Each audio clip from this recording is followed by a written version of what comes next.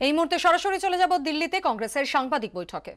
2018 को भारतीय जनता पार्टी के दो पूर्व मंत्री यशवंत सिन्हा, अरुण शौरी जी और एक वरिष्ठ वकील ने राफेल सौदे में बड़े पैमाने पर भ्रष्टाचार का हवाला देते हुए उस वक्त के सीबीआई के निदेशक को अपना पूरा हलफनामा, शिकायत का पुलिंदा एक फाइल सौंपी। यह हुआ 4 अक्टूबर 2018 को। दूसरा महत्वपूर्ण दिनांक 11 अक्टूबर 2018, यह खुलासा अभी कल ही हुआ है। 11 अक्टूबर 2018 को मॉरिशस सरकार के अटॉर्नी जनरल ने राफेल से जुड़े कमीशन के कथित भुगतान के संबंध में सीबीआई को दस्तावेज दिए। 11 अक्टूबर 2018 को अटॉर्नी जनरल मॉरिशस के सीबीआई को पूरा एक फाइल सौंपते हैं और 23 अक्टूबर 2018 को प्रधानमंत्री की अगुवाई वाली एक समिति सीबीआई के निदेशक आलोक वर्मा को मध्य रात्रि में तख्ता पलट करके हटा देती। देखिए कितना रोचक ये संयोग है, प्रयोग है, जो भी है आपके सामने है। 4 अक्टूबर को शिकायत होती है राफेल पे। 11 अक्टूबर को मॉरिशस के अटॉर्नी जनरल एक और फाइल देते हैं राफेल से के जो मिडिलमैन है उसके ऊपर। लेकिन 23 अक्टूबर तक कोई इंक्वायरी नहीं ऑर्डर होती।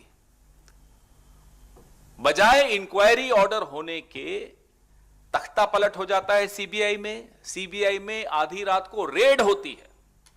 सरकार खुद रेड कर रही सीबीआई में।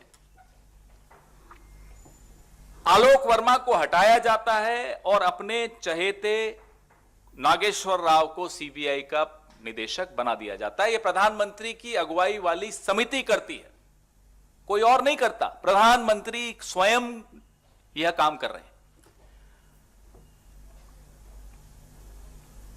मोदी सरकार और सीबीआई ने पिछले 36 महीने में, यह तो हुआ जी 2018 तक की बात, 2018 से शुरू करिए और आज नवंबर की 9 तारीख 2021 में हम बैठे हैं, तो 36 महीने में कमीशन और भ्रष्टाचार के सबूतों पर कोई कार्रवाई क्यों नहीं की?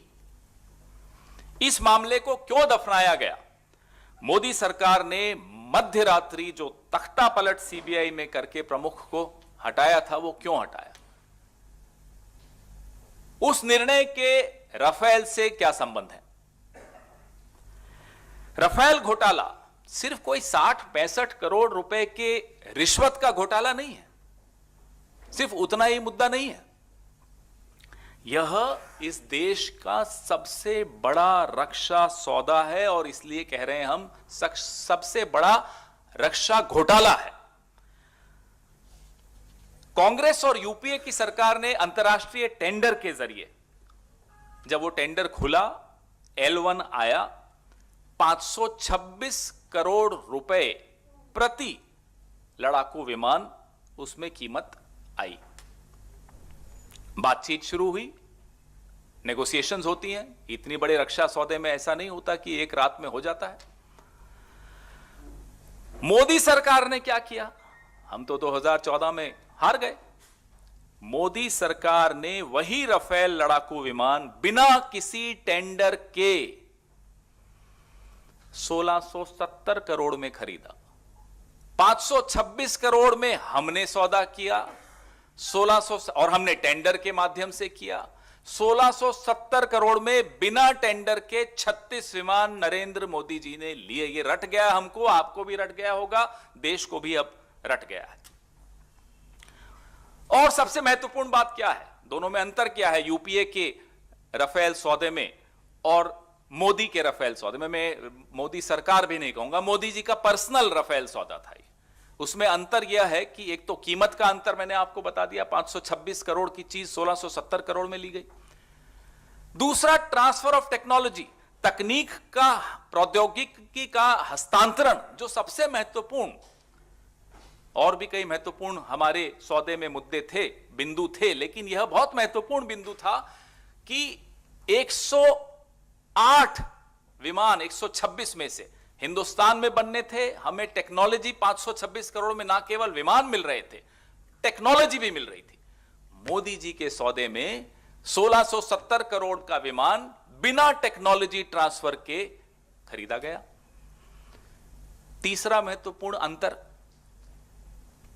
126 विमानों को घटाकर 36 कर दिया गया। देखिए मैं वापस से गिना देता हूं। नंबर 1 बिना टेंडर के किया गया। नंबर 2 526 करोड़ की चीज 1670 करोड़ में ली गई। नंबर 3 बिना ट्रांसफर ऑफ टेक्नोलॉजी, बिना तकनीक हस्तांतरण के।